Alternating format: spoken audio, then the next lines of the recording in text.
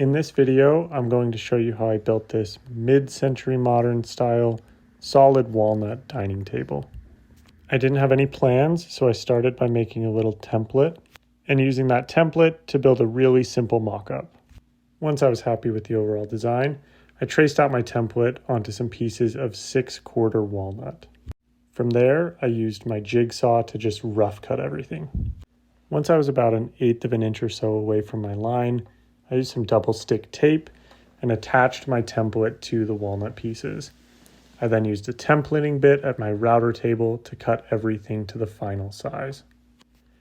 Then I clamped all of those pieces together at the joint face and cut my 10-degree angle at the top of all of the pieces. This is where the tabletop will attach to, so I wanted all of these to be the exact same angle and to make sure that they were exact same height from the joint face. And then I just repeated that same process for the bottom. Next up was to make the angled pieces that hold the legs together. Once again, I rough cut these using my jigsaw, and then I did a few of the straight cuts with my miter saw and my table saw, just doing a stop cut before the rounded portions, which then I did the rest using my router table as normal.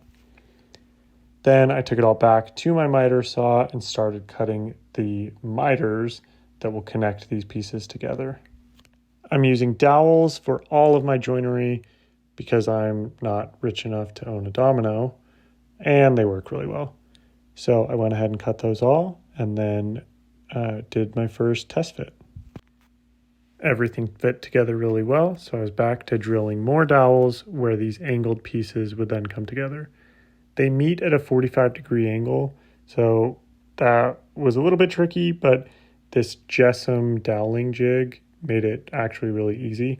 That is not sponsored, by the way. I was just happy with how it worked out.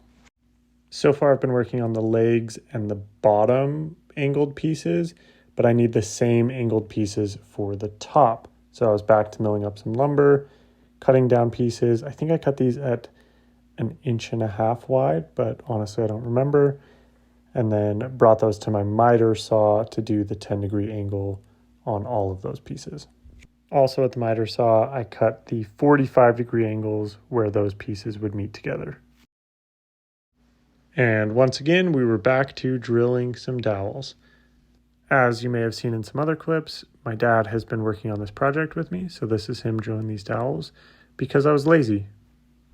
Nah, really, I just had to give him something to do, right? Many more dowels later, and we were back to dry fitting.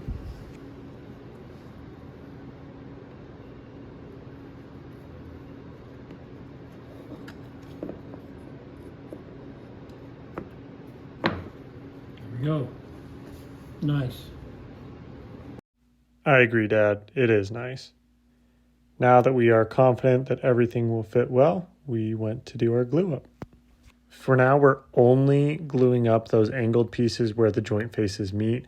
We're keeping the rest of the legs separate so that we can do some other edge detailing things to them that will make it a little bit easier. Speaking of, here is us doing that roundover. I did a pretty heavy roundover on the back of the legs. This was 1/2 inch on each side. Unfortunately, one of the pieces splintered out and broke this big section out. I was pretty bummed. I knew there was no good way to hide it. So instead, I just took it over to my table saw and cut that roundover section back off. I knew this was the only way that I would be happy with it in the end. So I found another piece of wood that matched the grain pretty well and was the same color and cut a new piece to glue onto that to then replace the curved section. I used a flush trim bit at the router table to make that new piece flush with the rest of my surface. I then used my miter saw to redo the top and bottom where that piece was overhanging and make sure that the angle matched back up. So even though it was kind of annoying and set me back a little bit, it didn't take that much work and I was ready to redo the roundover. And once I was done with this roundover, it pretty much disappeared. You could not really see where those two boards connected. I was really happy with how it turned out. Next up, I cut down some more 6/4 walnut to be the stretchers where those two pairs of legs will connect together. just one for the top and one for the bottom. I then took those angled pieces that I glued together earlier and cut off a 45-degree angle at the front of that so that the stretcher could mount to a flat face. And then, like always, we drilled for our dowels to connect the stretchers to these new angled pieces. I then was able to dry fit everything, so I took it outside, dry fit it all, and I was super happy with how it looked. So, on to the most stressful part of it all, which was gluing it all together. This went pretty well, but not amazing. It was a little bit tricky to have all of these different angles where the legs are at a slight angle and you're connecting to 45-degree angles. So it's just a little tricky to figure out the best way to do it to keep the clamps with good pressure and not sliding around. But in the end, it worked pretty well. No real tricks to mention, just kind of trying things and seeing what works. Just to make it a little easier on ourselves, we did do one side at a time. So we connected the angle pieces to one leg and then switched, brought that all back and glued to the other leg. This made it a little bit easier. Ultimately, still kind of stressful, but worked out well. From here, it was time to start working on the top. So I took out my jigsaw, rough cut some boards to length, cutting off the imperfections that we could. It's still got some, but I cut off what we could and then used my track saw as a joiner. This is revolutionary in my opinion. I'd never done this before, and it made it super easy to joint these long board faces and make sure that everything fit together really well. I then took it over to the table saw and cut all of my boards to width. After that, we glued it all together and we used some clamping cauls. These are just homemade ones, but we used those to help keep everything as flat as we could. After it was dry and I took it out of clamps, I knocked off as much of the glue as I could, and then I took it to my local lumber yard that has a wide belt sander and wide planer. This was amazing. First time I've ever done that, and it saved me so much time. Then once it was back home, I used my track saw again to cut that all to final size.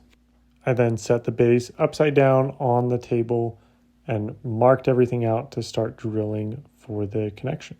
I started by using a super small drill bit to drill all the way through the base into the tabletop to just leave a tiny mark. This would then show me where I need to mark for the threaded inserts. Once I had those all drilled, I took the base back off and drilled all of my threaded inserts.